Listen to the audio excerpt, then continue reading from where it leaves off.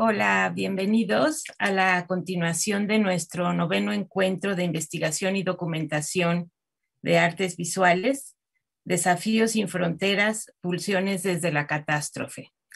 Vamos a comenzar con la mesa 3, que se llama Experiencia y percepción dislocadas, los espacios culturales en pandemia. Y me da mucho gusto darle la bienvenida a nuestros ponentes. Los iré presentando uno por uno, pero son la doctora Ana Garduño, Christopher Vargas, Guadalupe Fuentes y Graciela Smilchuk con Leticia Pérez Castellanos. Ellos nos van a hablar un poco del tema de museos, de los espacios culturales y cómo se han vivido en estos tiempos raros y extraños a los que todos nos hemos tenido que adaptar, y cómo mirar el museo desde estos ojos, desde casa, ¿no? Le doy la bienvenida a la doctora Ana Garduño.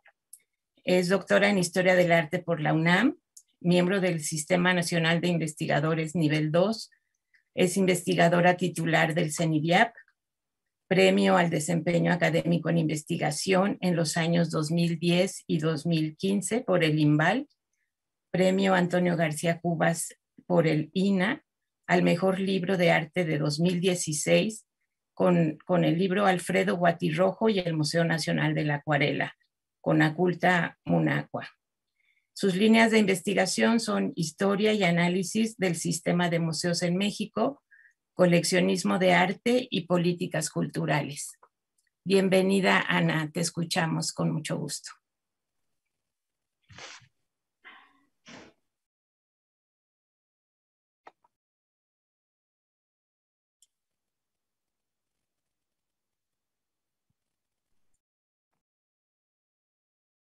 Muchas gracias. Agradezco la invitación del CENIDIAP para participar en este evento. Agradezco también una lectura del borrador extenso para las memorias de la publicación de Alberto Argüello, de Peter Krieger, como siempre, y el apoyo técnico de Adair García, que me acompaña siempre con este tipo de trabajos. Voy a dar inicio por razones de tiempo. Como siempre, los títulos cambiaron. Ahora se llama Museos, Espacialidades Cuestionadas. Hay algunos aspectos que no abordo en esta presentación, sino que serán en la versión larga de publicación. Empezamos. 1. Del tocamiento a la virtualidad.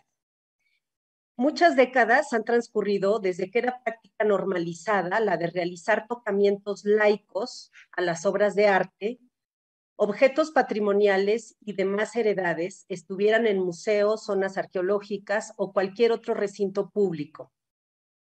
Las formas de interacción con los objetos eran mucho más personalizadas, el público era un participante activo, el contacto se vivía como una enriquecedora experiencia artístico-cultural. Más cotidiana era y sigue siendo la relación táctil que establecen los coleccionistas particulares con aquellos bienes culturales que tienen literalmente en sus manos. Aquí no puedo soslayar los problemas de conservación que estos tocamientos representaban. Cito a Guadalupe Marín, segunda esposa de Diego Rivera, quien relató que el muralista me lleva a Teotihuacán, camina y camina, con los ojos puestos en el suelo, bajo el sol y la lluvia, buscando cabecitas y pedazos de ollas. Los recoge como si fueran tesoros, los ve, los huele y hasta los prueba. Fin de cita. Este testimonio documenta el acceso sensorial del pintor hacia lo antiguo. Los tocamientos de Rivera pasaban por la lengua, no solo por las manos. ¿A qué sabe un monolito? El pintor ya no puede responder.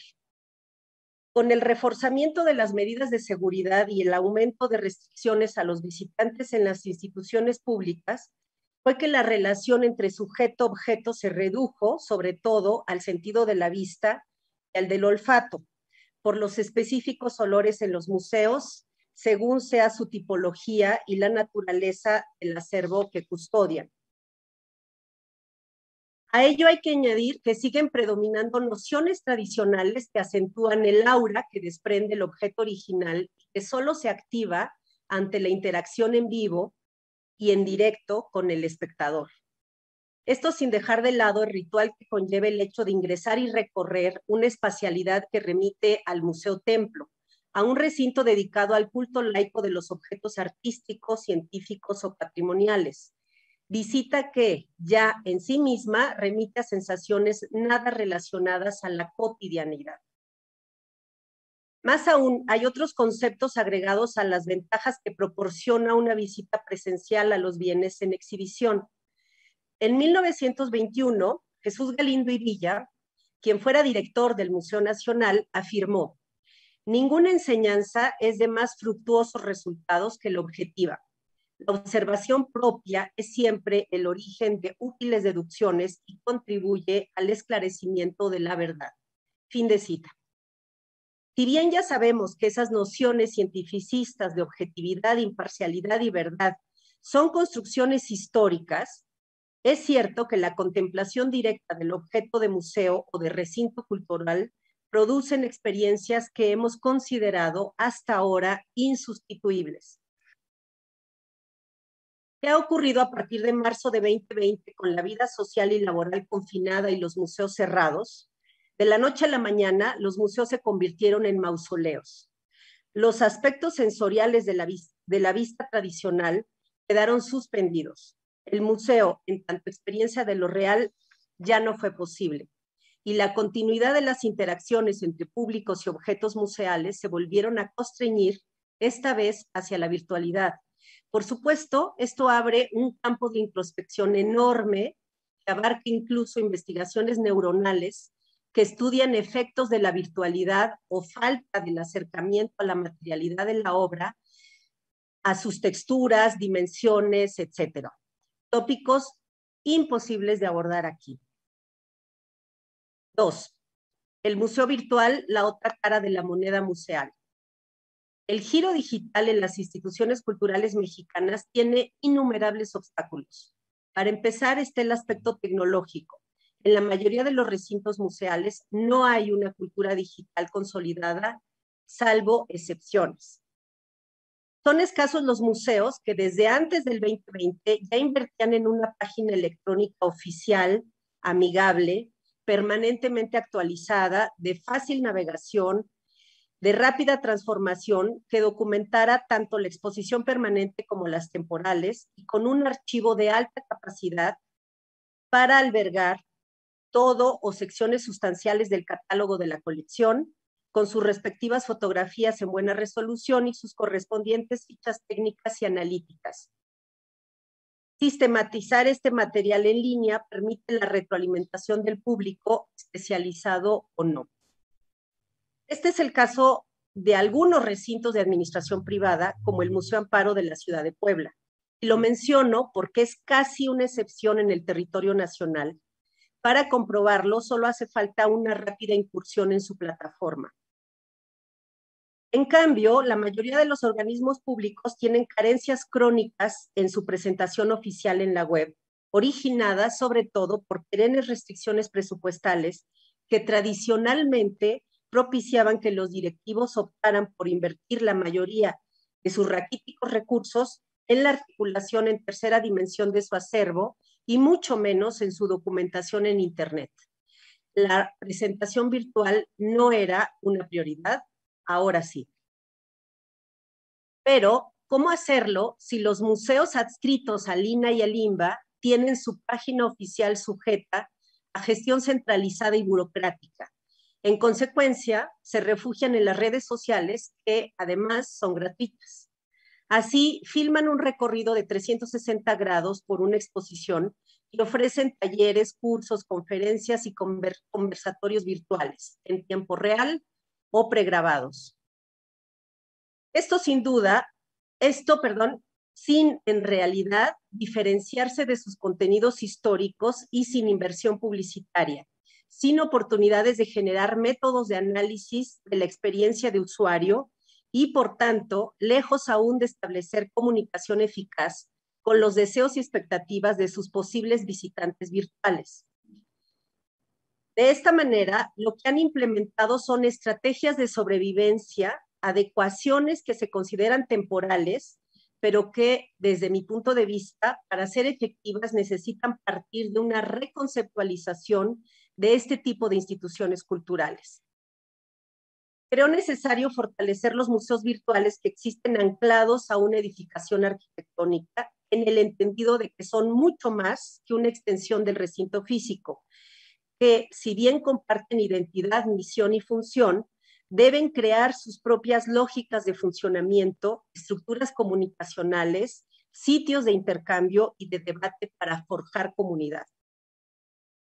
Mi punto de partida es que ver un video de una exposición no es una práctica interactiva. Por supuesto, no permite reproducir la experiencia sensorial de recorrer un museo. No aún. De hecho, me recuerda cuando se pensaba que apretar botones en algún diorama de Museo de Ciencias y que se encendieran algunas luces equivalía a interactuar con él. Estoy convencida que lo fundamental es ensayar nuevas formas de comunicación para generar experiencias con mayor dimensión humana, con calidez y confort, refrescantes y lúdicas que propicien una experiencia museal, aunque no sea una visita física. Para ello, será necesario acudir a formas de comunicabilidad producidas en otras industrias, mucho más avanzadas en propiciar soluciones inmersivas, como las de realidad virtual, los videojuegos, el video musical o videoclip, tipo karaoke tal vez, donde el espectador complementa el performance o canción. Tal vez ver vivir a otros la experiencia museal nos genere mayor empatía que un recorrido virtual sin personas. Esto cuidando de no convertir la experiencia estética en show mediático insustancial. Tengo para mí que el reto es diseñar contenidos más amigables, menos asépticos y cientificistas, sin renunciar a la tradicional manufactura de exhibiciones formales y congruentes que aporten y actualicen las reflexiones sobre una cuestión determinada. La garantía de ello es que los contenidos seguirán siendo decididos por los curadores y no por los diseñadores e ingenieros en computación. De lo que se trata es de propiciar una experiencia y no solo de informar, como bien lo ha señalado el filósofo coreano-alemán Byung-Chul Han. Una tarea futuro será contar con una interfaz tecnológica generada en ex profeso para el campo museal que atienda las características y necesidades específicas del sector y creo, la mira deberá colocarse en propiciar una valiosa interacción entre obras y espectador, experiencias estéticas enriquecedoras y, ojalá, divertidas. Así, para llegar a la activación de un museo virtual en complemento permanente al museo matérico, se requiere reconceptualizar lo museal como dispositivo híbrido, nunca más solo física o de visita exclusivamente presencial. 3. Museos antes de COVID y después de COVID. Reitero que tal como está la oferta virtual en el museo hoy, la considero solo una opción para conocer en tiempos de cierre temporal de las instalaciones y como vía de acceso para quienes están limitados a realizar visitas por diferentes razones, pero no creo que los contenidos actuales, en la manera en que se producen, sustituyan de manera satisfactoria la visita presencial. Cuando más la entiendo como una introducción al museo para saber lo que se puede esperar de él. Y en esta percepción coincide un amplio sector de la comunidad museal. En una encuesta realizada en España entre marzo y noviembre del 2020, solo el 5% respondió que el museo virtual proporciona una experiencia tan valiosa como la presencial, mientras que el 41% se pronunció por la idea de que nunca puede reemplazar a la visita presencial y un 35% concordó en que lo virtual está bien para completar la visita presencial. Un problema que el recorrido virtual genera es el de la superficialidad del conocimiento. ¿Cómo mantener la curiosidad de los diversos públicos, sobre todo de los jóvenes, si creen que ya vieron una exposición por hacer una visita en video? La imagen en la pantalla está a una cierta resolución y con una capacidad limitada de representar detalles, de visibilizar pinceladas o cinceladas. sin posibilidad de escapar de los colores en que fue escaneada la imagen o la iluminación que le concedió quien la digitalizó. Puedo ampliar o reducir la imagen en la pantalla, pero es la misma. Por tanto, ¿esa imagen puede sustituir a la mirada en vivo y a todo color? Como ya lo mencioné, hoy por hoy visitar a un museo ha sido y sigue siendo un acto ritual, no equivalente, al menos para mí, a abrir la página de un museo en la computadora que no puede reproducir aún los olores del recinto museal, ni mi cambio de percepción al moverme por la sala de exhibición, al acercarme o alejarme del objeto, esto que se ha llamado el sentido del espacio. La visita presencial es una experiencia multifactorial que propicia la multipercepción. Aun si el recorrido se hace solo en modo cazador de selfies o parodia de composiciones formales y escenas plásticas. En cambio, la pantalla sigue operando con imágenes unidimensionales, si bien es importante tomar en cuenta que la virtualidad es otro tipo de materialidad, no tangible, pero también es una realidad. Queda claro que aunque los nostálgicos seguiremos prefiriendo contactar con una realidad corpórea a partir de ver y, si no es ilegal, tocar, esto hoy no es una opción. Como un recuerdo del pasado de la humanidad será la bíblica escena de Santo Tomás que, ante la increíble presencia de un Jesús resucitado, exige una constatación física mediante ver y tocar la herida de Cristo. Dado que estamos en tránsito del Homo sapiens al Homo digitalis, es posible que sean miembros activos de las comunidades digitales las que pedirán realizar esta comprobación, pero a través del Internet. Muchas gracias.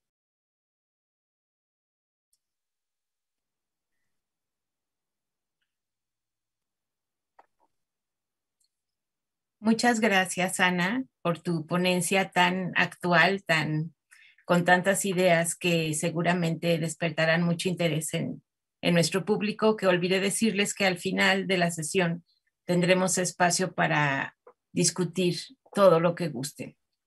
Voy a presentar ahora a nuestro segundo ponente, Christopher Vargas Reyes. Es investigador del CENIDIAP. Él es maestro en museología por la Escuela Nacional de Conservación, Restauración y Museografía. Tuvo mención honorífica en su tesis de maestría con el premio INA 2018 Miguel Covarrubias. Laboró en el Museo de los Niños de Caracas como curador y diseñador de actividades educativas. Fue fundador del Museo Barco Lender en Venezuela, donde participó como coordinador, investigador y curador. Además, se desempeñó como coordinador general del Museo Nacional de Historia, también en Venezuela. Ha participado en varias curadurías.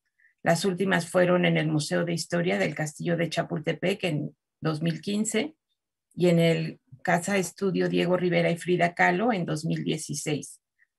Es merecedor en 2 ocasiones del Premio al Mérito en Investigación de la Universidad Central de Venezuela 2006-2007 y ganador del concurso de ensayos Jóvenes Plumas, Libia 2009.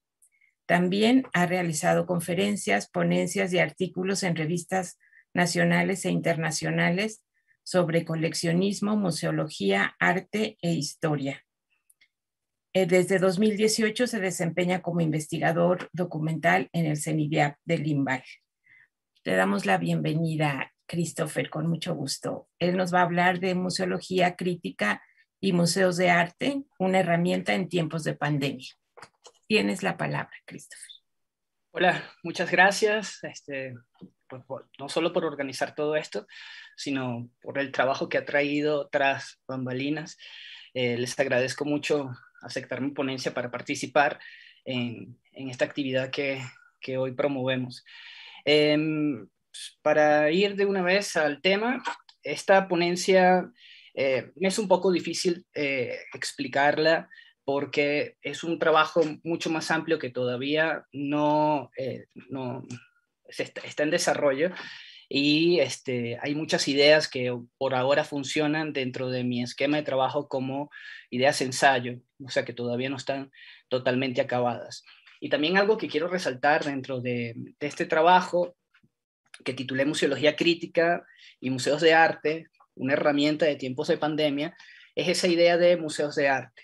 A mí se me hace a veces un poco complicado cuando escucho hablar a personas que dicen museos de arte, museos de historia, intentar imaginar cuál es el museo de arte o el museo de historia que tiene en su cabeza o el que está intentando de explicar.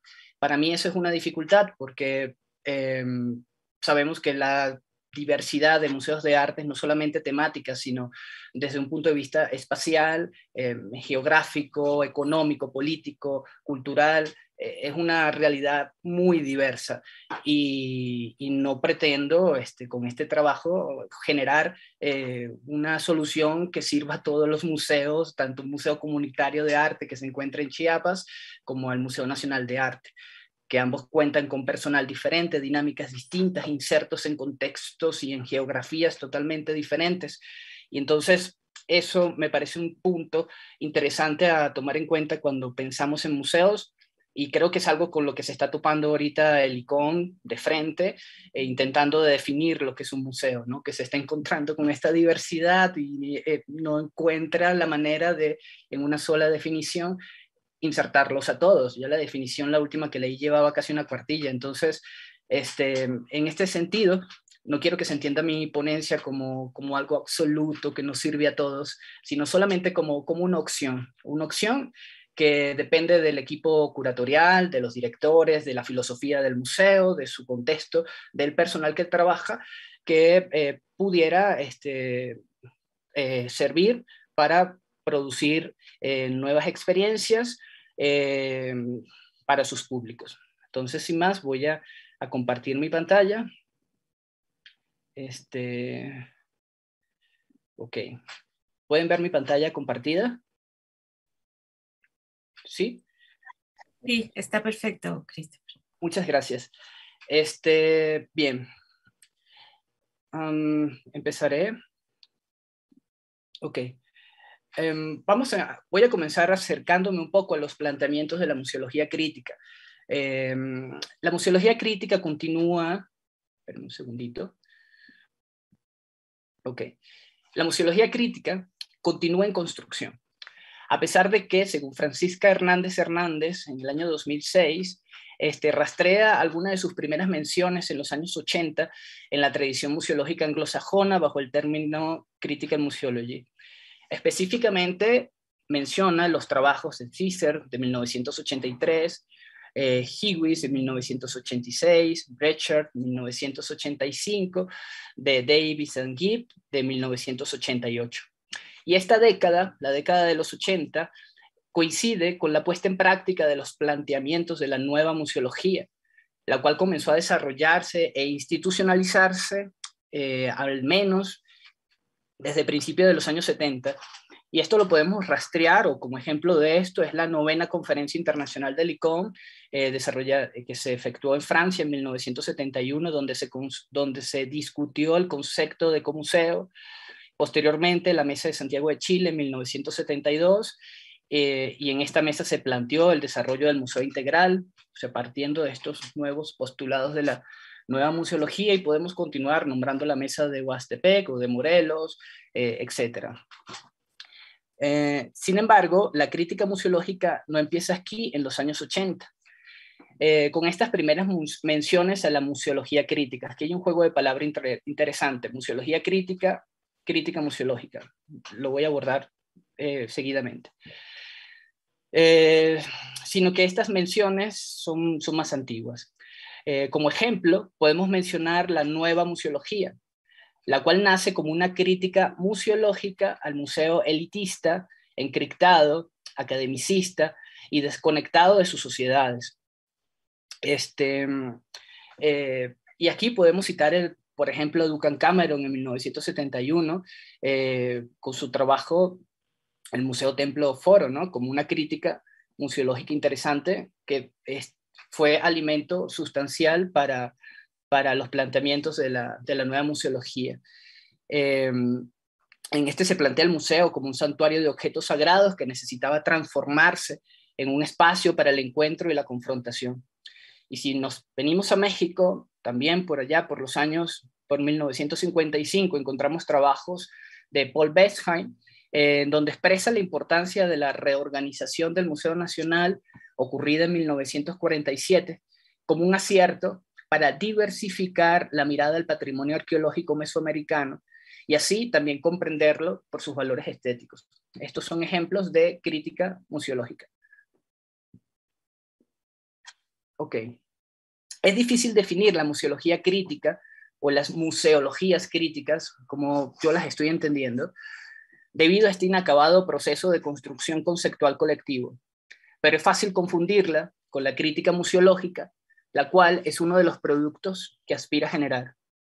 Algunos de mis colegas la entienden como la versión anglosajona de la nueva museología y otros como la actualización postmoderna de esta, dificultando así la identidad que pretende construir. Ella, la museología crítica, pareciera ser una idea que está de moda en el mundillo de los museos y que se utiliza para titular publicaciones como una estrategia de visibilización. Sin embargo, algo tenemos claro.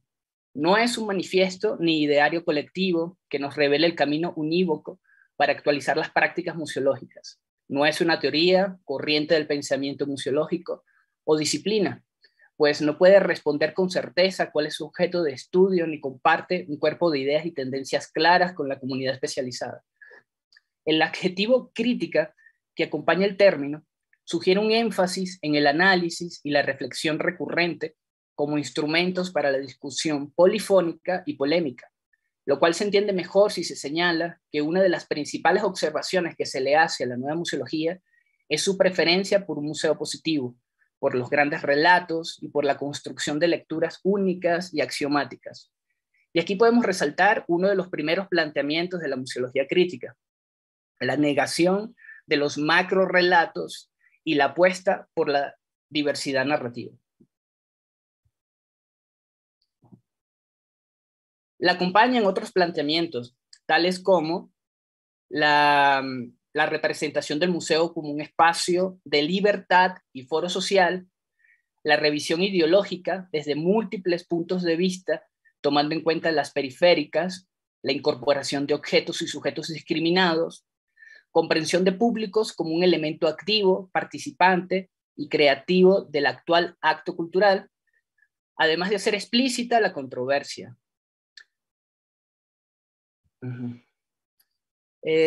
Quien me escucha podrá observar que son planteamientos que tienen décadas circulando en la palestra museológica. Incluso algunos parecen copiar o actualizar a la nueva museología. Pero la museología crítica responde a esto enfatizando que los públicos no han sido tomados en cuenta de forma protagónica en la construcción narrativa, en la construcción de narrativas. Y estas suelen eludir la confrontación de polémicas, de miradas polémicas, prefiriendo la especializada como hegemónica. Dos aspectos que de practicarse transformarían los planteamientos nombrados. Y esto que acabo de decir me parece un punto interesante porque cuando revisamos a extenso estos planteamientos, que tampoco son tan fáciles de encontrar, y revisamos la historia de la museología, nos damos cuenta que muchos de ellos tienen 70 años, 50 años ya desarrollados, explicados o por lo menos trabajados. Aunque la museología, aunque los defensores de la museología crítica afirman que sí es cierto, sí se nombró, pero no se logró. Entonces, eso lo vamos a hacer otra cosa nueva para solucionar este problema. Ok. Quien me escucha podrá observar que son planteamientos, esto ya creo que se lo había nombrado. Ok. En este sentido, la museología crítica podemos entenderla como el resultado cultural inacabado del revisionismo postmoderno y como una forma de enfocar el discurso museológico incorporando la coexistencia de narrativas polémicas y la participación protagónica de los públicos en el acto cultural. Esta encuentra fundamentos en la teoría crítica de la Escuela de Frankfurt, el racionalismo crítico de Popper, la teoría analítica de Habermas y la filosofía crítica. Y esta última somete a todas las demás narrativas al examen analítico. Junto a ellas, hay que mencionar los aportes de la sociología, historia del arte, antropología, educación y otras áreas del conocimiento que se emplean como lentes para analizar la museología, sus supuestos teóricos y praxis. He mencionado que la museología crítica niega los macrorrelatos y promueve producir con los públicos múltiples lecturas a partir de las experiencias individuales, incluyendo las controvertidas. Cuando leemos este tipo de propuestas, es posible que nuestra atención se dirija hacia las exposiciones. Sin embargo, el museo abarca más. Ejemplo de esto es el ejercicio que realizan algunos museos, como el MUNAL, para reorganizar sus colecciones y crear nuevos puentes narrativos desde el feminismo. Una tarea que puede transparentarse para convocar a la comunidad feminista a participar en estas relecturas y reorganización. Esto podemos considerarlo una forma de activar la participación social en el quehacer de los museos y una manera de diversificar las posibilidades narrativas de las obras de arte, donde no se excluye la mirada especializada, sino que se enriquece con otras perspectivas para convertir el museo en un lugar de encuentro y diálogo horizontal. A partir de este ejercicio revisionista y analítico, se pueden construir puentes entre las colecciones de los museos de arte y la producción estética feminista actual. ¿Tienen relación las obras de las mujeres artistas de la colección del museo con el movimiento feminista? ¿Cómo podemos explicar las pintas, performances, intervenciones, resignificaciones y cancelaciones de los monumentos nacionales a partir de la colección del museo y los antimonumentos? Hay que incluir aquí. También tienen algo que decir los feminismos y la comunidad LGBT al respecto. Yo solamente pregunto. Las respuestas a las interrogantes generarían un concierto de voces divergentes, polémicas y controvertidas, lo que podemos entender como una consecuencia deseable de la museología crítica en la construcción de nuevas narrativas y nuevas experiencias estéticas, donde el museo puede fungir como un mediador cultural que posibilita y reúne la diversidad de percepciones sin pretender transformarse en el museo del escándalo y el espectáculo. En este orden de ideas, pensemos la virtualidad como un espacio para la experimentación de los planteamientos de la museología crítica y de oposición al museo positivo, un espacio museal rebelde a la tradición que sea útil para promover la contestación y negación de diversas narrativas en diálogo horizontal, reconocer al personal especializado del museo junto a los públicos como activos creadores de contenidos y conocimientos, reflexionar en voz alta sobre las formas en las que el museo de arte es comprendido, producido y experimentado, discutir los criterios de selección de obra, pasando por la pieza maestra hasta otra menor de cualidades desafiantes, generar explicaciones con autoría para reducir el discurso institucional, analizar los mecanismos de censura interna, reflexionar sobre la adquisición de colecciones desde la decolonialidad en términos de Huarte Miñolo, negociar constantemente sus prácticas con los públicos, lo que permitiría leer al museo como una cultura dominante, débil, a favor de la diversidad cultural cambiante, y atender sobre los nuevos significados de la obra de arte y las emociones que generaban antes de la pandemia y lo que estas mismas obras ahora pueden generar, las emociones que pueden producir post pandemia. Además, este espacio virtual puede servir para facilitar o contribuir a la humanización de los museos de arte. Me refiero a darle rostro a las personas trabajadoras que lo posibilitan y divulgar sus sentimientos frente a las obras. Esto entendido como un nuevo acceso a las colecciones y una muestra de un museo menos impositivo que motiva a experimentar el arte con emociones similares o divergentes a las planteadas por su personal. También para visibilizar colecciones en plataformas de conocimiento abierto como Google Art o WikiArt, reflexionar sobre las brechas digitales que limitan el acceso a la producción museológica en línea y, por supuesto, analizar los futuros utópicos y distópicos de los museos. No son nuevos estos planteamientos y varios, me estoy refiriendo a los planteamientos de la museología crítica o de los que busca resaltar. No son nuevos estos planteamientos y varios de ellos tienen expresión en exposiciones como Emiliano Zapata después de Zapata. realizada entre el 2019 y el 2020 en el Palacio de Bellas Artes, donde se incluyó como criterio de selección de obra el carácter desafiante de la misma, lo que favoreció a la polémica y generó un intenso debate que visualizó una diversidad de lecturas que confluían dentro y fuera del espacio expositivo. Creo que recordamos todos esta exposición donde incluso los campesinos mostraron fuera del palacio o del museo obras de arte como están aquí, como se ven aquí en la presentación. Y además generó un concierto polifónico de perspectivas sobre una misma obra, una misma práctica cultural.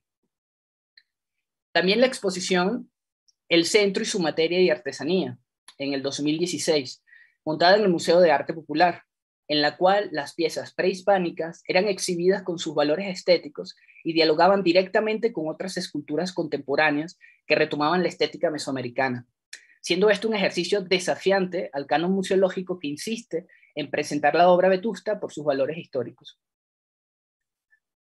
Considero que estos mecanismos propuestos pueden contribuir a subvertir las voces hegemónicas y la autoridad tradicional.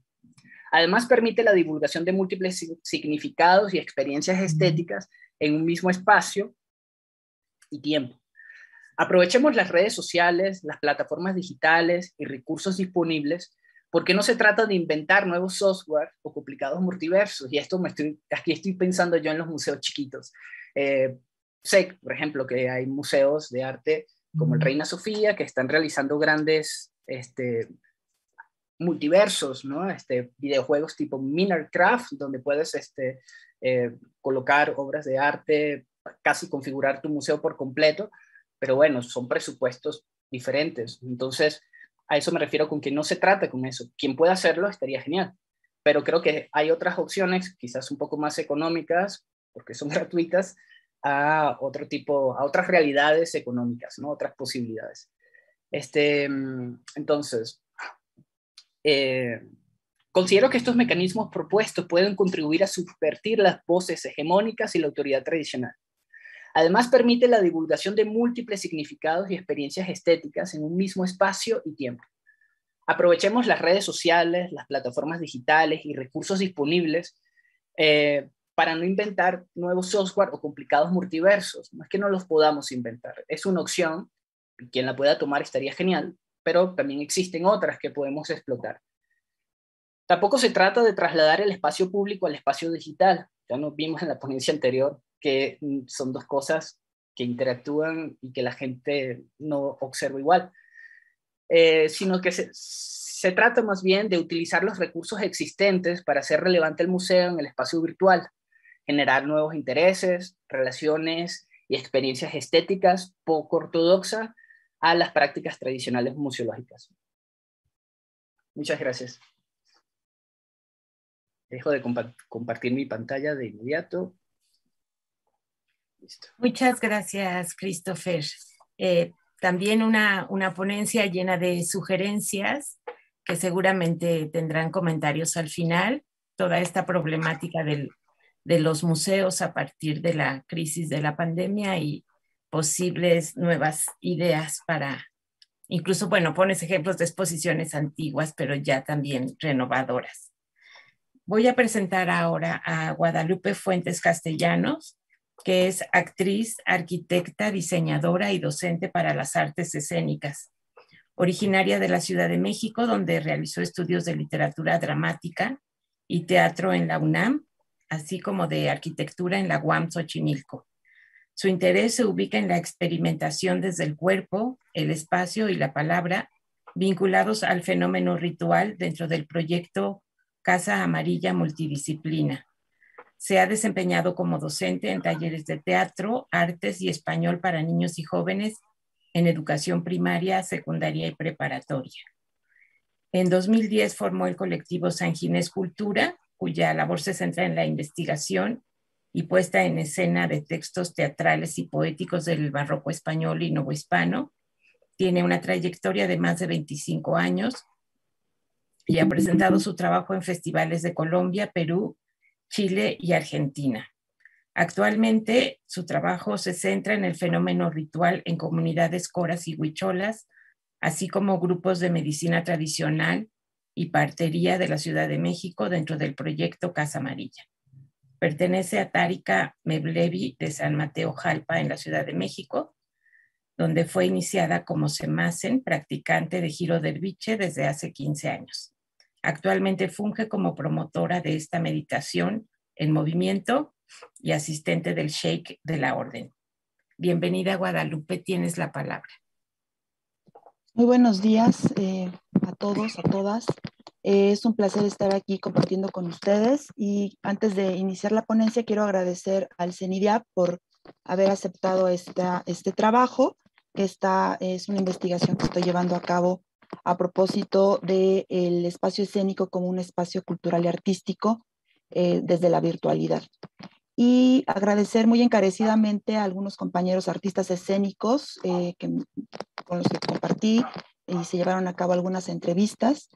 Quiero mencionarlos: Guillermo García Proal, Roberto Mosqueda, Héctor Yaza, Alejandro Aldama y William Sayago del Grupo Contigo América, porque en este diálogo que tuvimos pues enriquecieron mucho los planteamientos que yo tenía a la ponencia. Me voy a ir a compartir pantalla.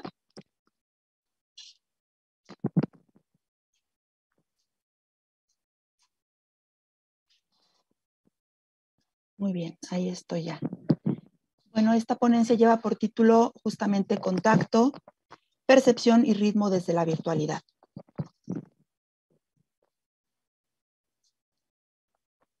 Se examinaron, algunos aspectos emergentes entre espectáculo teatral y sus receptores, a propósito de la exposición virtual por medio de plataformas de videoconferencia debido a la pandemia por COVID-19. Pretendo dilucidar en este escrito considerando 3 palabras eje: el contacto, percepción y ritmo. El formato virtual como opción ha permitido la continuidad del hecho teatral y a poco más de un año es fundamental la reflexión sobre el mismo. Sin duda ha impactado en la comunidad teatral y públicos. ¿Cuáles han sido los aciertos y escollos en este ejercicio emergente? ¿A qué habilidades nuevas nos enfrenta el uso de plataformas? ¿Qué ocurre con el cuerpo y su memoria? Con el flujo energético entre espectador y ejecutante. Este trabajo se construye desde mis propias disertaciones, en diálogo con algunos creadores escénicos en la Ciudad de México y a la luz de algunos conceptos planteados por el filósofo Byung-Chul Han hacia la sociedad actual. El desarrollo de la comunicación remota, utilizando dispositivos tecnológicos, ha sido una carrera acelerada a lo largo del siglo XX, desde aquellas películas de los hermanos Lumière retratando a la sociedad francesa de su tiempo, hasta cualquier video doméstico generado hoy en la aplicación de TikTok. Las formas de producción y consumo, tanto cultural como artístico, se han visto impactadas. El desarrollo del Internet durante los 90 del siglo XX permitió la aparición de plataformas digitales para reproducir contenido a demanda.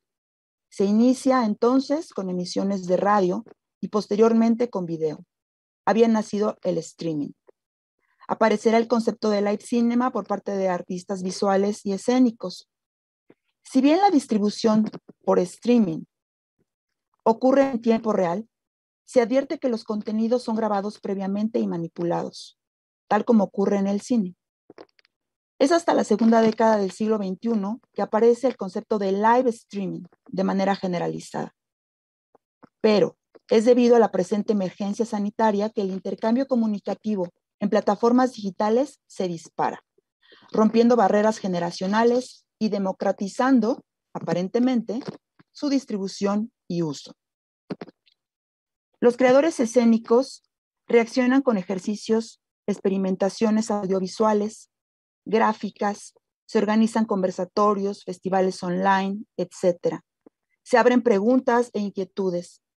Estamos ante un proceso emergente de semiosis en donde la construcción de signos, objetos e intérpretes propios del proceso de producción de sentido y construcción de cierta realidad están partiendo de supuestos virtuales con muchos componentes, pero vertidos en uno solo.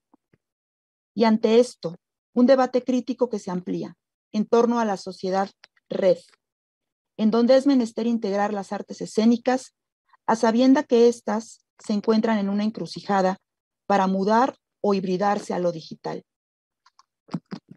Contacto. Abro cita de Peter Brook.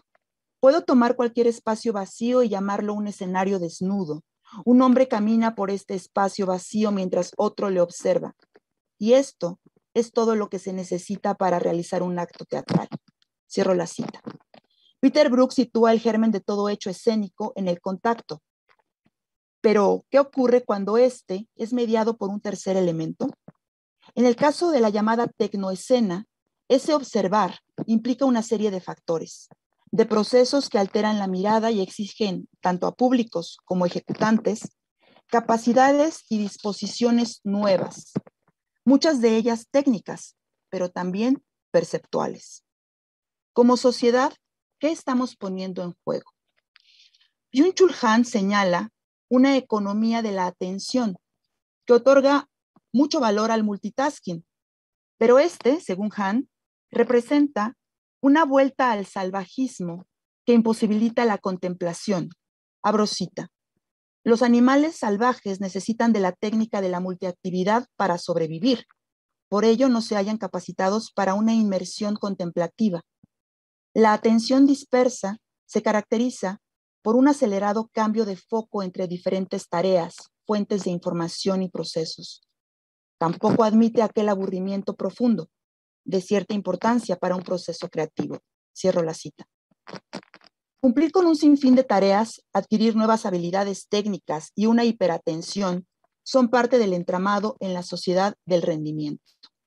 Así pues, la relación entre ejecutantes y espectadores ya no es tan inmediata y asequible como lo planteaba Brook, pues bajo un aparente clima de libertad propio del on-demand y de la facilidad de acceso desde casa, se esconden múltiples factores. Además, a la ya compleja relación entre teatro y públicos se adicionan otras exigencias: sobrecarga técnica en el proceso de creación artística, el streaming como recurso ineludible, la gestión en redes sociales, en fin, actividades que se suman a la carga ya agotadora que conlleva levantar un proyecto escénico. ¿Quiénes lo solventarán? ¿Permanecerán siendo aún más marginados o quizá es el momento óptimo para su integración? Establecer contacto implicará una necesaria exposición digital, no solo del contenido de los espectáculos, sino de sus procesos de creación, de sus ejecutantes, lo que anoche leyó el director de escena, las selfies en las pruebas de vestuario y durante el café que tomamos después. La sociedad red devora contenidos para ser y estar. Demanda transparencia para existir. Así pues, la exposición digital es necesaria para la sobrevivencia de la actividad teatral, como pregunta se plantea. Y abro una cita de Han. La economía capitalista lo somete todo a la coacción de la exposición. Solo la escenificación expositiva engendra el valor. Se renuncia a toda peculiaridad de las cosas. Cierro la cita. Percepción y ritmo. El cuerpo y su memoria se dislocan. El creador escénico se inserta en un nuevo marco de omnipresencia. El teatro navega por la red y se fija como dato. Llega más allá, conectando con públicos de otras latitudes. Este hallazgo entusiasma. A la sazón, comenta Alejandro Aldama del grupo Contigo América, con la virtualidad hubo búsquedas y varios hallazgos. A continuación, comentaré algunos fragmentos de las charlas con estos creadores escénicos que aparecen en pantalla, acerca de la percepción y el trabajo que tuvieron trabajando desde la virtualidad. Comenta Alejandro Aldama. Después del asombro vino la reflexión.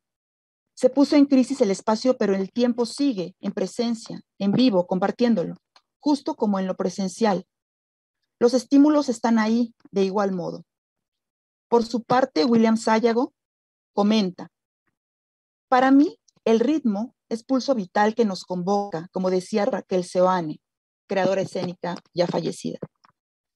Todo es espacio imaginario. La virtualidad es la caverna de Platón que invitó a jugar, a tener confianza en la percepción, amplia y variada, dispuestos a percibir la ficción y entonces confiar. También Héctor Yaza señala, se potenció el trabajo de la imaginación, del sí mágico, de como actores nos estimula, el registro previo en mi memoria, aquello que ya hice en escena, lo recorro nuevamente en lo virtual. Memoria, imaginación, percepción y ritmo seguirán siendo el sustento del ejecutante en ambos lados de la ribera. El fluir del río es el mismo, aunque puedes colocarte del lado presencial o del virtual. El ritmo, que implica un flujo, permite el acto narrativo, su acompasamiento, cadencia, silencios, en fin. El acto comunicativo en su conjunto se magnifica o disuelve por el trabajo del ejecutante. Pero, ¿llevarlo a cabo sin la réplica tácita del espectador? ¿Cómo calibrar esa interrelación con un público inexistente? Son las preguntas que me deja la charla con Guillermo García Proal. Al parecer es posible, confiando en la memoria perceptual que a la manera de un ciego conoce el camino y por ello puede recorrerlo. El flujo energético fragmentado se recompone con el talento y habilidad del ejecutante, arropado por equipos multidisciplinarios. Esa es la potencia que catapultará el contacto. En palabras de Roberto Mosqueda, este es un momento clave para la formación de audiencias, pero también para la hibridación, la mutación de narrativas. No podemos ignorar la tecnología, el ojo del público está formado ahí. Hay que proponer otras ópticas y el trabajo en equipo. Como algunas conclusiones, planteo lo siguiente. Muchos aspectos quedan en el tintero, pero observo un balance positivo en el ejercicio de la tecnoescena durante el último año.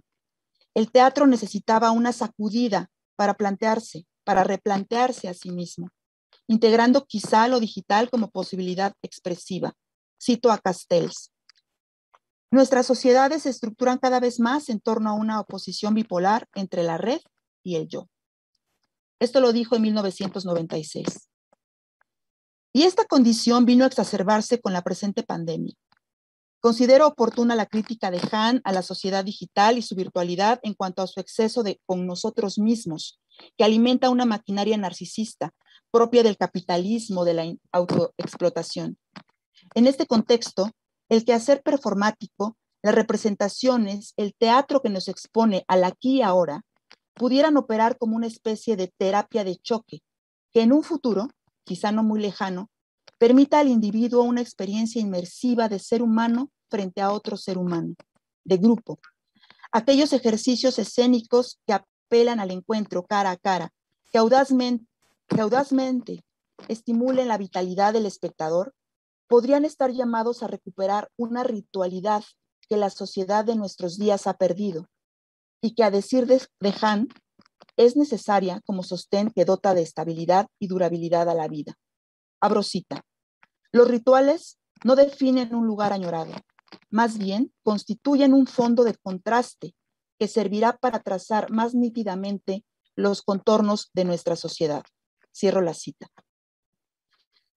Rito como acción simbólica mantiene y cohesiona. Hahn señala que generan una comunidad sin comunicación, sin comunidad.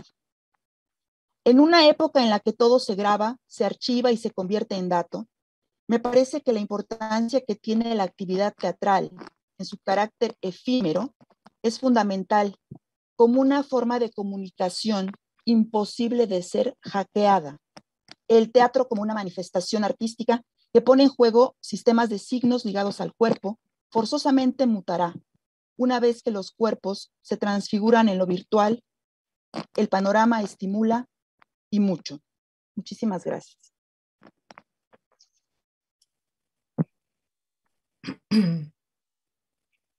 Sí, okay. Muchas gracias, Guadalupe, desde la posición escénica del teatro y esta mezcla con las citas del filósofo Hahn. Yo creo que va a despertar muchas inquietudes en nuestro público. Al final escucharemos sus opiniones. Por último, voy a presentar la ponencia Ausencias estridentes, museos e investigación de públicos, a cargo de Graciela Smilchuk y Leticia Pérez Castellanos. Graciela Smilchuk es investigadora del CENIDIAP, estudió Historia del Arte en Buenos Aires y Comunicación en París, fue consultora de la UNESCO en París para la Comisión Internacional de Estudio de las Comunicaciones, fundó los servicios educativos en el MAM en 1981, así como la Cátedra Comunicación en Museos en varias instituciones. Es investigadora de nuestro centro desde 1985 y su interés ha girado alrededor de la dimensión pública del arte. Por una parte, los estudios de recepción artística e investigaciones empíricas de visitantes de museos, a partir de los cuales desarrolla análisis de los procesos comunicacionales al interior de los museos y reflexiones sobre la gestión del patrimonio. Por otra parte, explorando la problemática del arte en espacios públicos. En 2004 concibió el programa de arte contemporáneo de sitio específico para el Museo Nacional de los Ferrocarriles Mexicanos de Puebla, para el cual curó varias exposiciones, Helen Escobedo y el llorado Urs Haig. En 2017 creó el Foro Virtual de Estudios de Públicos que coordina junto con Leticia Pérez Castellanos de la ENCRIM, con quien nos va a compartir esta ponencia. Leticia Pérez Castellanos es profesora e investigadora de la ENCRIM, doctora en Ciencias Antropológicas por la UAM Iztapalapa, maestra en Museología por la Escuela Nacional de Conservación, la ENCRIM, y licenciada en Arqueología por la Escuela Nacional de Antropología e Historia. Desde 2014 es profesora e investigadora en el posgrado en Estudios y Prácticas Museales de la ENCRIM. Coordinó el posgrado en Museología de esa institución entre 2015 y 2016. Es titular de la línea de investigación Estudios sobre Públicos en Sitios Patrimoniales y Museos. De 2001 a 2006 colaboró con el equipo que proyectó y realizó el Museo Interactivo de Economía, en el cual fue coordinadora de evaluación. De 2008 a 2013 ocupó el cargo de subdirectora de exposiciones internacionales en la Coordinación Nacional de Museos y Exposiciones del INA. Cuenta con varias publicaciones, entre las que destaca Cosmopolitan Ambassadors, International Exhibitions, Cultural Diplomacy and the Polycentral Museum, en coautoría con Lee Davidson, ganador al Premio Miguel Covarrubias del INA a la Mejor Investigación en Museos 2020. Coordina la serie de libros digitales Estudios sobre Públicos y Museos, con 3 volúmenes publicados. Impulsa iniciativas colaborativas para difundir el trabajo sobre los estudios de públicos, como el Panorama Públicos y Museos con Nodo Cultura y el Foro Estudios de Públicos junto con Graciela Smilchuk. Ellas nos van a hablar entonces de ausencias estridentes, museos e investigación de públicos. Adelante.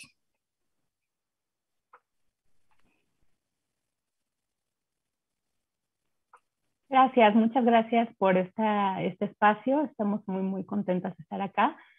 Vamos a estar alternando en la presentación y voy a compartir la pantalla para darle la palabra a mi querida colega Graciela Smilchuk. Un momentito, vamos a poner esto en modo presentación. Realmente nos hemos reducido estrictamente a los 15 minutos, entonces puede que aparezca como un poco seca esta presentación. Pero adelante, Graciela. Sí.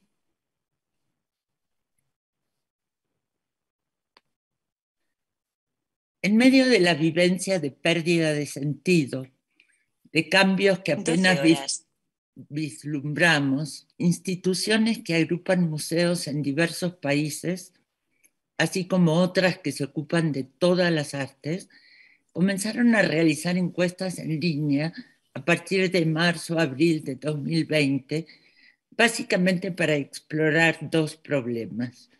la condición precarizada de los trabajadores de la cultura, en particular museos, y la percepción de los públicos en relación con su consumo cultural durante y después del confinamiento. De hecho, la colega que estuvo en la mesa de ayer se refirió a estos estudios de consumo cultural también de manera crítica.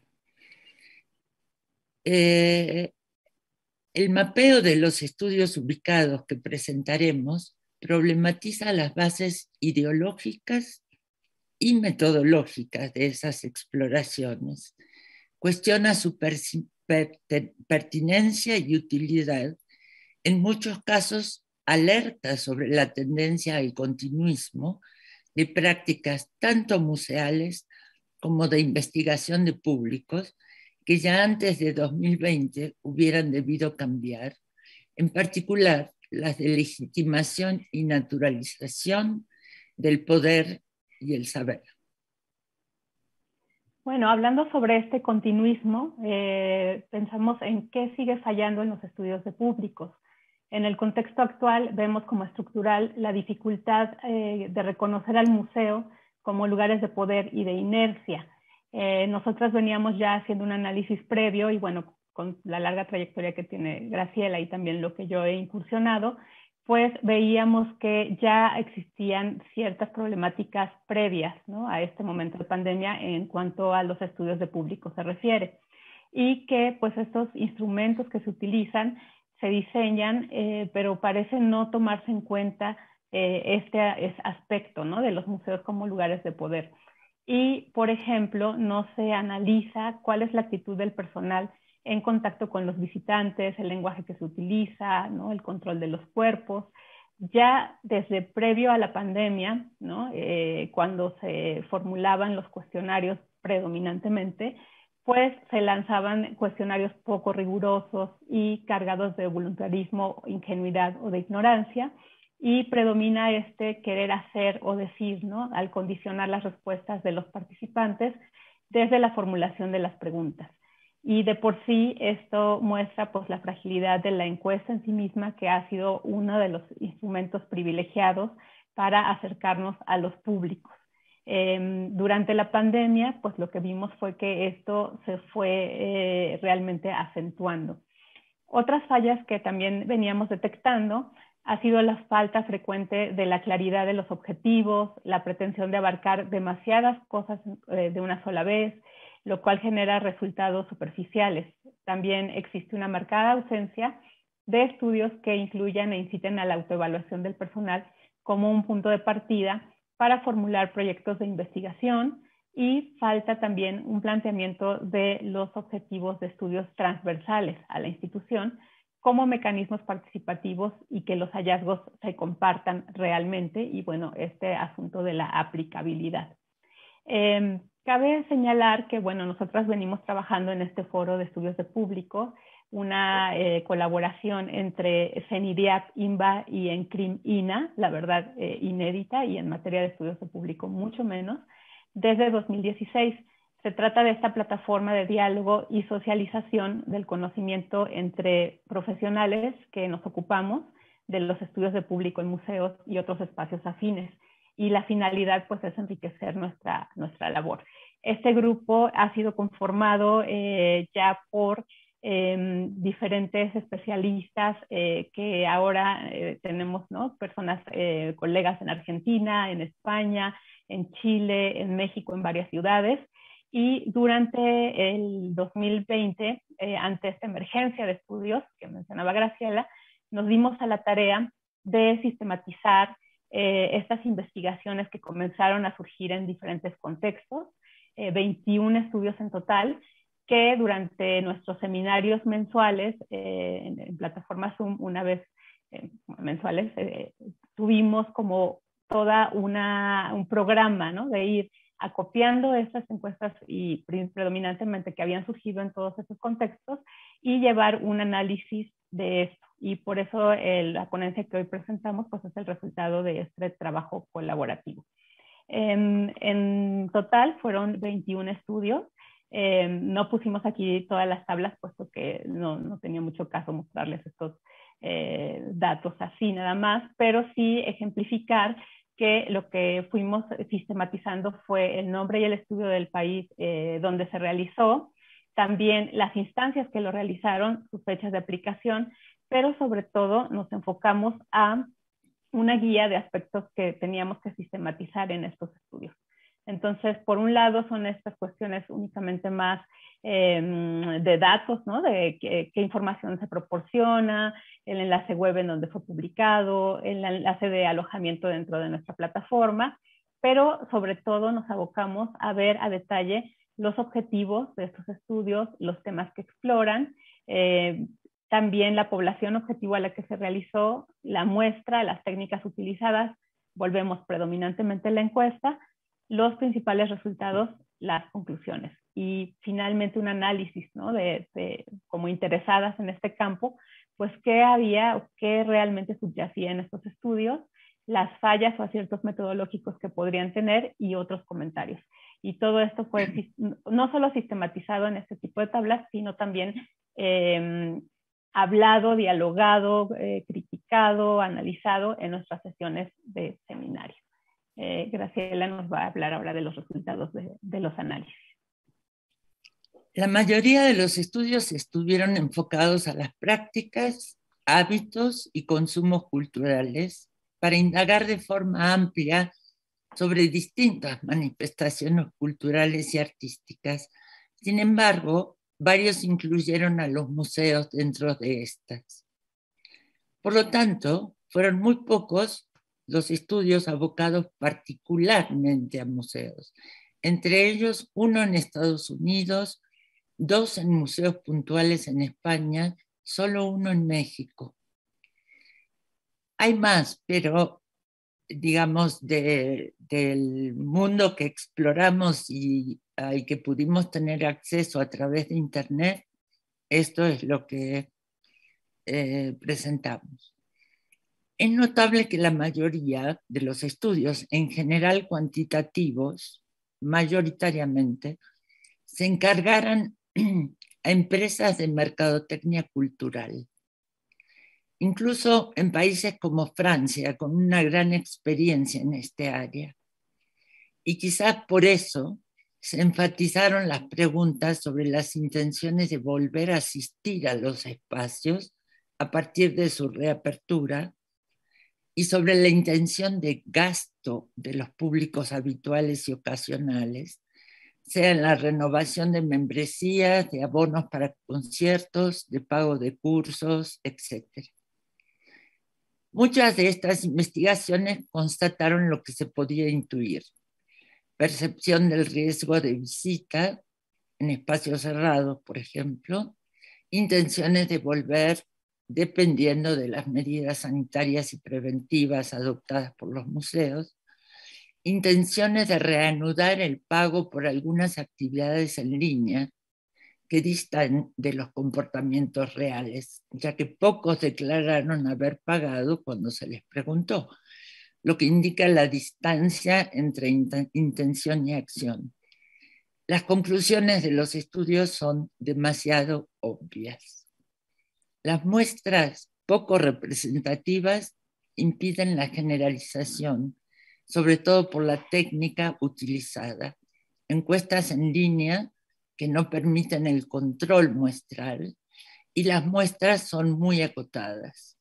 Este problema también se deriva de las fuentes utilizadas, listas de correos electrónicos que cada institución proporciona, o listas de población más general accesibles a empresas de mercadotecnia. A la postre, los más representados son quienes antes de la pandemia eran ya público presencial. Esto tiene una ventaja, conocer mejor a los públicos habituales, pero en realidad falsea el panorama general. Se trata de estudios en métricas digitales o con cuestionarios de respuesta cerrada que utilizan variables que miden intenciones, expectativas o proyecciones futuras en un contexto de gran incertidumbre. Por supuesto, encontramos matices y una interesante excepción fue el estudio realizado en el Papalote Museo del Niño sobre su programa Papalote en tu casa, que se fijó objetivos precisos, conocer la percepción de la comunidad digital sobre los contenidos digitales de ese programa, con la intención de entender cómo vive y siente las actividades que desarrolla el museo durante el confinamiento, identificar las características de la naciente comunidad digital y sus diferencias con los públicos presenciales. Esto con relación a evaluaciones previas que el museo ha realizado sistemáticamente en años anteriores. Entre los resultados, es sumamente interesante ver lado a lado y poder comparar el consumo digital de artes escénicas y de museos y darnos cuenta de que los museos no fueron lo que la gente extrañó más durante el confinamiento, ni lo primero que visitarían al suavizarse el mismo. Lo que más añoraban es estar entre y con otras personas, disfrutando arte, cine, teatro, danza, parques, como concluyeron estudios realizados en Suiza y en Francia. Personalmente, para mí, este es un hallazgo principal. Prácticamente no hemos encontrado casos que exploren cómo diferentes instituciones respondieron de manera diversa y creativa a los problemas del confinamiento. Y esto es una ausencia estridente. Tal vez fue una excepción relativa al Instituto Smithsoniano en Estados Unidos, que realizó un estudio para conocer la percepción de su cuantioso personal sobre el público, así como las barreras que enfrentan para su atención en la esfera digital, pero no fueron más allá. Ahora bien, el Centro para el Futuro de los Museos de Estados Unidos publicó un artículo que por una parte tiene en cuenta los principales problemas que se han presentado durante la pandemia y por la otra sugiere cómo actuar en un marco de incertidumbre, perfilando escenarios probables para el futuro. Uno de los problemas señalados es el aumento de la desigualdad económica, social y de poder, ante lo cual algunos museos de ese país durante la pandemia fueron ejemplos de transformación y del uso de su influencia para aumentar el empoderamiento y la autoridad, tanto entre su personal como en la manera en que interactúa con públicos y con empresas a las que contrata o que lo proveen. Otro es la perspectiva de adoptar tecnologías digitales para sobrevivir la crisis financiera empeorada por la pandemia, cuidando su sostenibilidad en el largo plazo, inclusive como sustitución de ingresos anteriores obtenidos de renta de espacios, eventos o taquilla. Otro aún es ya una práctica de varios museos en época de cierre. Estamos en el plano de los escenarios. El apoyo directo a los más vulnerables. Conversión de jardines en huertos cuyo producto va a cocinas populares. Instalación de lavaderos portátiles para los sin hogar. Se hizo en Estados Unidos. Extensión de Wi-Fi para el uso de Internet por estudiantes y vecinos en los espacios abiertos. Se ha hecho en Chile, en Argentina. Y el ocuparse de su propio personal vulnerable. Y esta práctica puede continuar transformándose. y requiere mucha más atención de la que ha tenido. El mismo artículo del Centro para el Futuro de los Museos propone prever e imaginar escenarios probables, prepararse para un proceso continuo de planeación para lidiar con los cambios intensos y rápidos. Más que desarrollar un plan para el próximo año, sugieren que los museos generen planes provisionales para la semana, para el mes, para un año o los 5 próximos años, mientras se reflexiona cómo el mundo puede desenvolverse en los próximos 20 años. ¿Podemos imaginar un escenario en México para los próximos 10 años? Intentemos. Con cada vez menores presupuestos para el sector cultura, algo puede cambiar, no necesariamente para peor. Pero esos cambios posibles habremos de pensarlos política y socialmente. Un Estado que se ocupe de ampliar los servicios de salud, de educación y que comprenda cuánto la cultura ha contribuido durante la pandemia a mejorar la salud mental de muchos. Imaginemos que varios museos prestan por fin atención a quienes viven en su cercanía, que crean comités de jóvenes y de adultos con quienes discutir sus propuestas de programas públicos, que los de arte promueven diálogos con diversos tipos de artistas y revisan sus nociones de arte y de arte contemporáneo. Y buscan también identificar interlocutores entre quienes siempre se han sentido excluidos de los museos.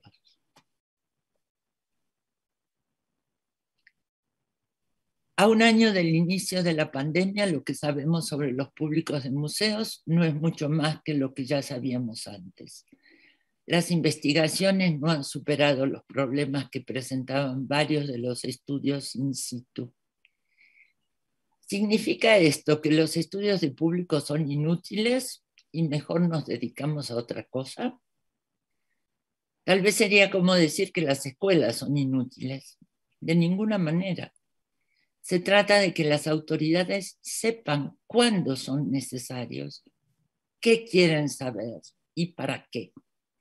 Que ese diagnóstico se realice colectivamente, involucrando a todo el personal especializado del museo, que los estudios se encarguen a profesionales adecuados que podrían apoyarse en algunos trabajadores de la institución y en voluntarios, y que la institución muestre sus cartas, no tema los resultados, se anime a aplicarlos. Aún no se vislumbra una etapa post-pandemia, las variantes siguen llegando. Por eso, es de particular interés que los museos se planteen de manera permanente escenarios mixtos, presenciales, virtuales, y analicen cuál será su mejor aportación real en ese nuevo contexto.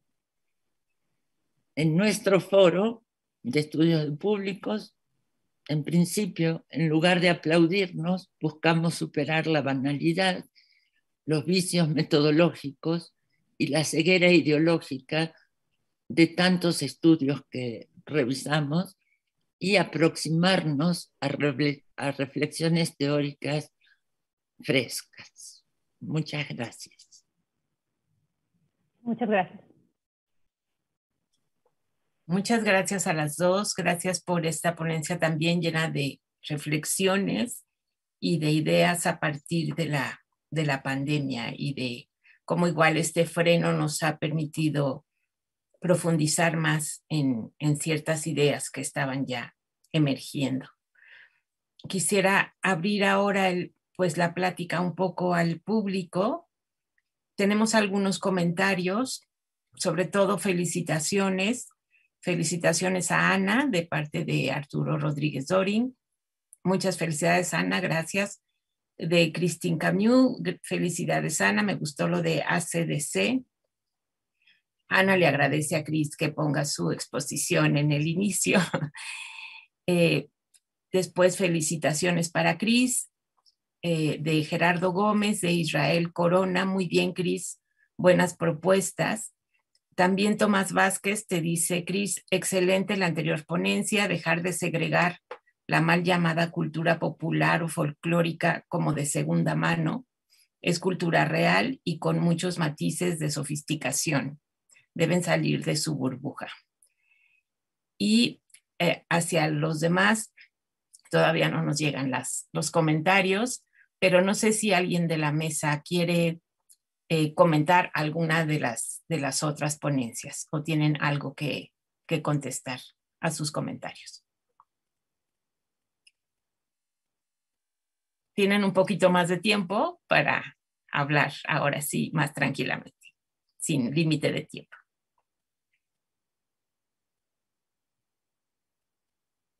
Graciela. Quería subrayar y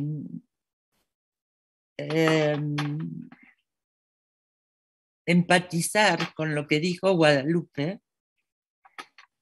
respecto a la percepción del espacio, el tiempo y el ritmo, que en el caso de las visitas a museos presenciales es también importantísimo.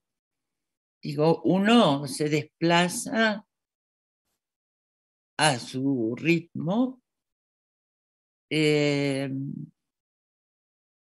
y puede seguir una secuencia obediente la circulación o no. Hay distintas maneras de visita presencial. Y el tiempo es un factor fundamental, ¿no? O sea, hay visitas de 3 minutos, paradas de 2 segundos o de 10 minutos frente a una obra, pero eso es en cuanto a duración, pero el sentido del tiempo. Y el caso es que en las visitas virtuales no se ha logrado todavía que el visitante pueda construir su tiempo, ir construyendo corporalmente su espacio. Y me parece que ahí está el punto en que los que están haciendo, están manejando la tecnología, tienen que centrarse. Yo puedo decir que en lo que vi hasta ahora, y no me sumergí demasiado porque lo que vi me aburrió y me indignó prácticamente a un punto insoportable. O sea, disfruto las conferencias, los conversatorios, las discusiones, eventualmente talleres, pero las visitas virtuales, la mayoría han sido una tortura. Entonces, me parece que este es el tema, las dimensiones espacio-tiempo, y no sé cómo ves tú, Guadalupe, el posible diálogo a mantener con aquellos que están construyendo digitalmente, los diseñadores digitales, digamos. Sí, muchas gracias, doctora, por este comentario. Sí, justamente noto en esta esta posibilidad que quizá desde las artes escénicas, donde lo sentimos más en pellejo propio, perdón por la expresión, porque no hemos podido, o es el gran escollo que tenemos en este momento, ¿no? Cómo esta percepción, este compartir tiempo, espacio en un mismo sitio, para nosotros es fundamental. De pronto en estos ejercicios de la tecnoescena, que se le ha dado ese nombre, que tampoco es un nombre nuevo, pero vamos, ahorita se está englobando ahí, a partir de estos ejercicios por streaming, con diversas plataformas. Ahí viene también otra discusión, qué plataformas, si son gratuitas, que si son etcétera, ¿no? Es otra discusión también. Pero hemos encontrado en esta posibilidad de que ocurra ahora, que estemos cara a cara ahora y que ocurra en cierto momento con un horario establecido, cierto como espacio virtual construido a propósito de esta exploración en conjunto. Yo lo platicaba con los compañeros que cito en lo que presenté, y creo que eso nos ayudaba un poco, el decir, vamos a encontrarnos por la plataforma que sea, en tal horario, y vamos a movernos juntos en este cuadrito como el que estamos en este momento, ¿no?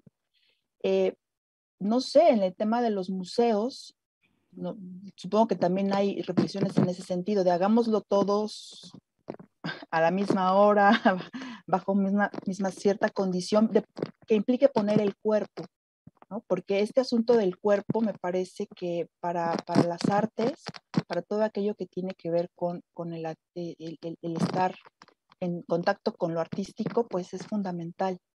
Así que yo creo que estas plataformas, me gustó una frase que también usted dijo acerca de esta naciente comunidad digital.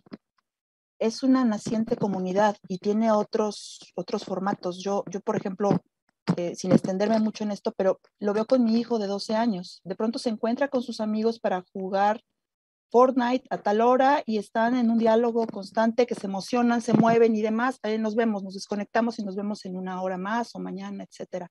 Es otra manera también la que estas generaciones están encontrando desde esa comunidad de lo digital. En fin. Sí, digo, se me acaba de ocurrir esto de, digo, yo que tengo terror digital, e ignorancia sobre todo, la necesidad del diálogo con los diseñadores. En el caso de los museos,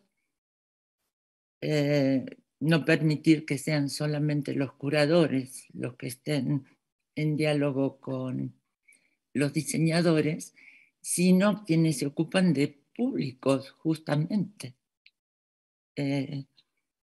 Esa es la tríada mínima para construir algo. Y me recuerda algo que se mencionó en nuestro foro. Perdón, Leticia quiere hablar. Me callo. No, pero termina tu idea.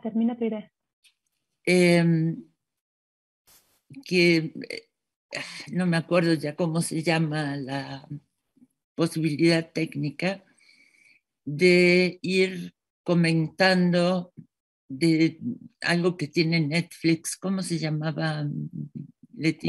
Co-watching, que estás al mismo tiempo viendo la película en tu dispositivo, pero es una actividad grupal, y también en Spotify para escuchar las listas colaborativas. Claro, me parece que esa es una otra cosa a incorporar, como justamente generando comunidad de parte de los visitantes o espectadores, inclusive virtuales, ¿no? Incorporar este tipo de posibilidades iría cambiando las cosas. Sí, Leti. Bueno, yo quería decir que en relación, por ejemplo, a la gráfica que mostró Ana, ¿no? De si la experiencia presencial sustituiría o no la virtual, pues es muy contundente en esa gráfica que nos mostraste, pero los públicos también dicen lo mismo. O sea, en las encuestas que se hicieron, en algunas que se abordó este aspecto decían, pues no es igual, ¿no? Pero los estudios muestran muchas contradicciones, y yo creo que eso es parte del momento que estamos viviendo, ¿no? Porque al mismo tiempo muchos declararon, por ejemplo, en el estudio de la UNAM de México, que era muy bueno tener estas ofertas virtuales, ¿no? Sin embargo, no pagarían por ellas y sin embargo tampoco están accediendo a ellas. O sea, sí dicen, está muy bien que tengamos esta, y qué bueno para el futuro, pero no accedí, ¿no? Y por otro lado dicen, sí quisiera regresar a los espacios, a los museos, pero en otros estudios no es su primer lugar al que quisieran ir. Y además, ahora que ya están abriendo los museos, tampoco es el lugar al que nos estamos volcando, ¿no? Entonces, discutimos mucho en el foro este asunto de lo que preguntan las encuestas, pues al final es un escenario hipotético, ¿no? ¿Qué harías? ¿Qué esto? ¿Qué el otro? Pero ya las intenciones, pero ya las acciones, pues distan mucho y el contexto no está fácil, ¿no? Y aprovecho de una vez para contestar una pregunta de Ana acá en el chat que dice, bueno, del Zoom, que dice si conocemos de estudios que se hayan hecho aquí en México desde instituciones estatales. Nuestra colega del Foro de Estudios de Público que está en la coordinación de museos, del INA, nos dijo que realmente había habido como algunos breves ejercicios de algunos museos, como intenciones durante esta época de pandemia de explorar los temas, pero definitivamente no como una acción o un programa establecido del área de estudios de público en la coordinación de museos, ¿no? Y en los estudios que rastreamos, no encontramos algo en particular. Los estudios en México fue principalmente el de la UNAM, ¿no? Que se hizo de consumo y prácticas culturales ampliamente, donde se incluyó a museos, pero no ubicamos alguno particular de museos.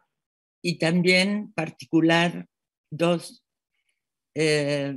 sobre museos, también de la UNAM, difusión cultural junto con el Instituto de Liderazgo en Museos. Por cierto, muy interesantes, que no cubren solo México, sino también América Central.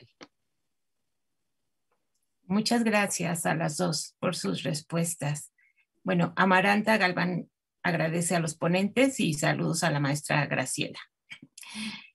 Carla KGB dice que interesante mesa.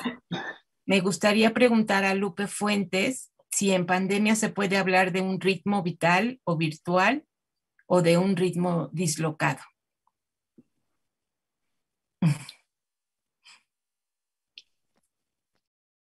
Pues, bueno, desde la experiencia propia, pues sí dislocado. Creo que sería, si está, es porque sí, digo, el ritmo vital obedece a que estamos aquí, vivos, pero en este compartir con el otro sí se tiene que dislocar. En este momento estoy con ustedes, muy a gusto, pero no tengo el gusto de conocerlas en vivo y me gustaría hacer eso. Y quizá después de salir de aquí poder seguir charlando, eso no va a ser posible, y tener más ideas y generar otras ideas y que se compacten con otras. Ya se dislocó, ¿no? Creo que eso es un poco lo que estamos viviendo. Entonces yo diría que dislocado, Carla, y muchas gracias. Gracias, Guadalupe. Cristina Híjar dice muy interesantes propuestas. A Christopher, felicidades por plantear una museología crítica polifónica de atención a las microhistorias y creación de nuevas y otras narrativas, de generación de comunidad. ¿Cómo consideras que esta propuesta se relaciona con otra concepción de patrimonio cultural no ajeno como ocurre? Si quieren, ok. Sí, no entiendo bien la pregunta, la verdad. Voy a intentar aproximarme al planteamiento y muchas gracias por escucharme. Siempre agradecido porque estas son ideas que tengo en el laboratorio y todavía no están hechas. O sea, las estoy trabajando y están bastante prematuras. Sin embargo, muchas de estas ideas han nacido de investigaciones, de dudas.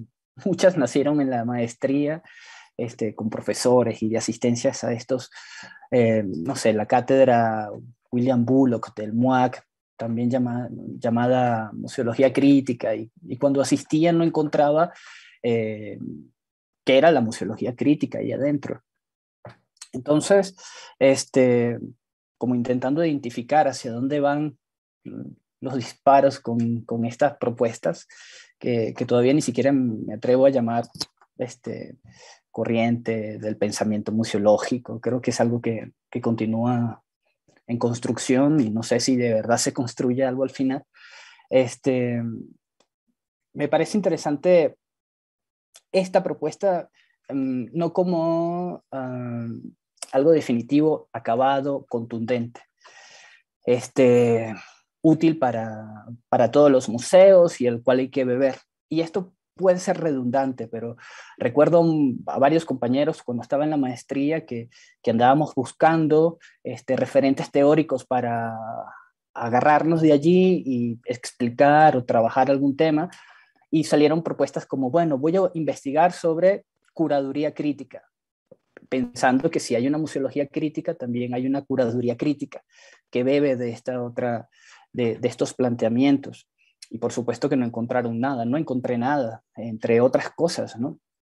Entonces, me parece, o sea, lo que me parece interesante, y aquí creo que empalmo con Let y con Graciela, es que hace mucho énfasis la museología crítica en el tema de la participación de los públicos en el acto cultural. O sea, en el acto expositivo, en la participación, diseño de actividades dentro del museo. Aquí creo que sí hay algo interesante, que es esa propuesta, ¿no? de tomar a los públicos para que tomen una participación más protagónica y también la controversia. O sea, por ejemplo, tener en una sala un tema A y en la sala de al frente un tema B que sean opuestos. La museología crítica apuesta hacia allá, y me parece como una opción, o sea, no una solución, sino una opción que dependerá del curador si la ocupa o no, o sea, si le parece interesante o no, y también como una propuesta para resolver ciertos o ofrecer algunas soluciones, como por ejemplo este tema de Zapata después de Zapata, la exposición que tuvimos en el Palacio de Bellas Artes, donde hubo un concierto de polifonías de narrativas, y pues la museología crítica, o sea, si lo vemos desde esa perspectiva, eso le encanta y la promueve y dice, qué bien que se está dando ese concierto, incorpórelo al museo, incorpóralo a la narrativa curatorial. Sin embargo, bueno, dependerá del museo, su filosofía, del curador, del director, del presupuesto, de un montón de cosas. Y también me llama la atención que es algo que ya se viene trabajando desde 1928 hasta acá, la incorporación de nuevas obras, o sea, no solamente la obra de arte maestra, ¿no? No la obra maestra, sino también las pequeñas obras, incluyendo las que llamamos artesanías, que son obras de arte, ¿no? Entenderlas y contextualizarlas y referenciarlas con otras obras que pudieran ser mayores, que forman parte del patrimonio artístico de la nación, pero esto lo veo como opciones, como una herramienta que cada director, curador, equipo curatorial puede usarla, modificarla, acomodarla de acuerdo a sus propias necesidades y capacidades. No sé si respondí bien la pregunta, intenté acercarme lo más que pude. Muchas gracias, Cristina. Muchas gracias. Graciela, ¿quieres añadir algo? Veo la manita ahí. Sí, me parece, por un lado, sugerirle a Christopher que, aunque no haya una curaduría crítica institucionalizada en las escuelas de museología, en el campo artístico por lo menos sí la hay. Ni más ni menos Marcelo Espósito o Georges Didi Huberman serían dos ejemplos de cómo pensar de otra manera y cómo incorporar objetos que hasta ahora no habían sido considerados las grandes obras de arte. Y en relación a esto quería preguntarle a Ana Garduño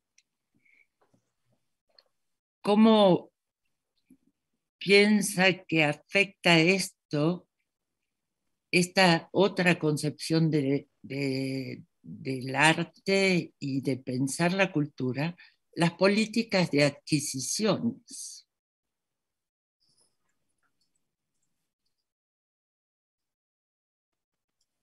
Ana. Anita, ¿quieres contestar? Sí, claro.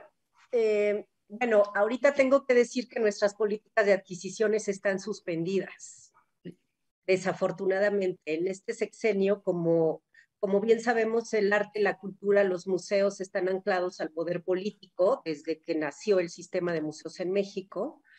Así que dependemos de la voluntad de los hombres en el poder de nuestras políticas de adquisiciones y desafortunadamente teníamos una muy buena dinámica, por lo menos en el INBA, había una muy buena dinámica en los últimos 15 años de adquisiciones de nuevas piezas a través de convenios, no necesariamente adquisiciones al 100% con inversión pública, sino convenios de donaciones mixtos, también a través de pago en especie de la Secretaría de Hacienda, etcétera. Digamos que en los últimos 15 años se fortalecieron muchísimo los acervos del INBA en la medida de lo posible, digamos, gracias a FONCA, a retribución social de FONCA, gracias a pago en especie y a donaciones de los mismos artistas que hacían convenios con los directivos de museos, con los curadores y que entregaban piezas, digamos, una parte podía pagar la institución y otra parte, la mayor, era donación.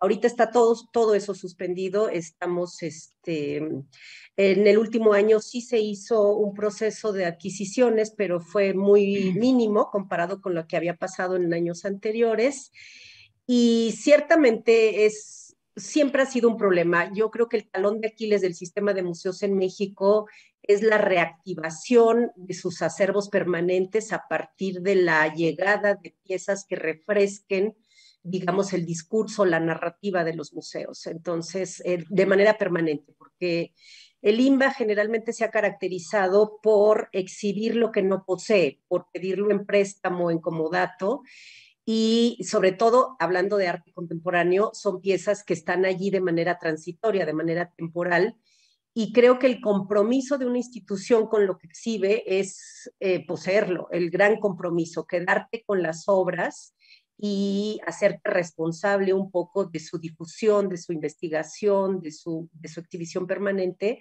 es, digamos, el mayor compromiso que puede establecer una institución con una obra.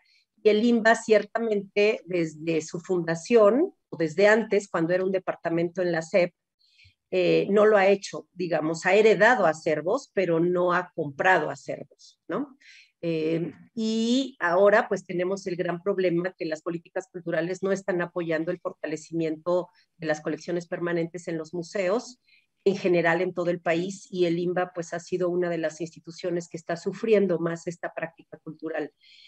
Y por lo tanto no tenemos ni siquiera la posibilidad de plantearnos qué hacer frente a un contexto pandémico con relación a los acervos, porque no hay presupuestos y no hay, digamos, aprobación para fortalecer estos convenios con los artistas, ni a través de la Secretaría de Hacienda y el FONCA, que está pues en proceso de cambio. Así que estamos detenidos. Yo espero el siguiente sexenio para que podamos continuar nuestras prácticas de adquisición.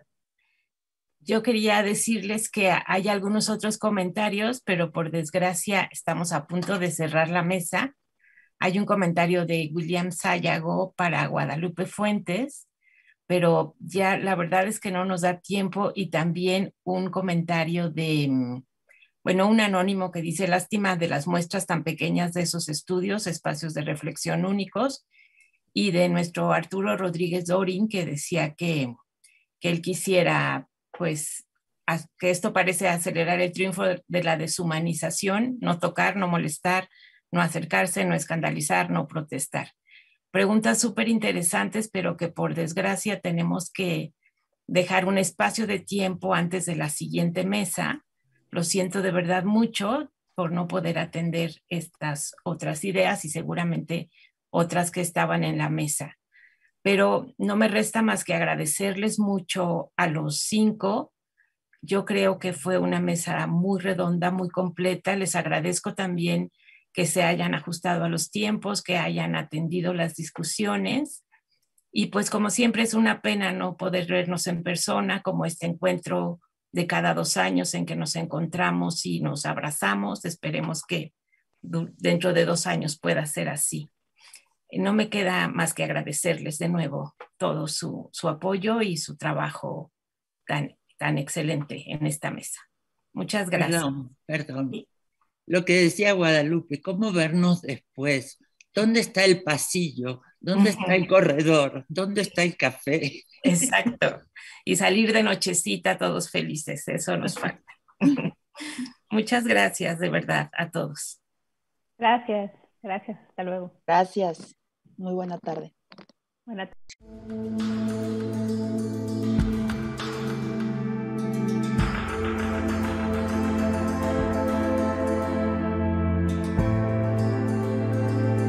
¿Ya nos salimos?